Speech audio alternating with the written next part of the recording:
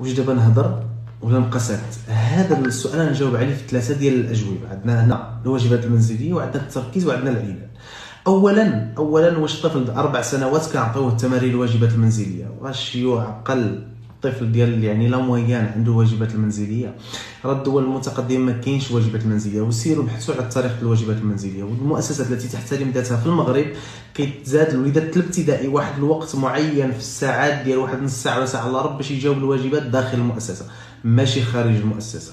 فالواجبات المنزليه راه ما خصهاش تعطى الاطفال ديال 4 سنوات. الاطفال ديال الاقسام ديال لا بتيت لا موين لا كروند ولا موين لا كروند خصو فقط اللعب والتعلم باللعب ومناهج التعلم باللعب، ما كاينش واجبات منزليه.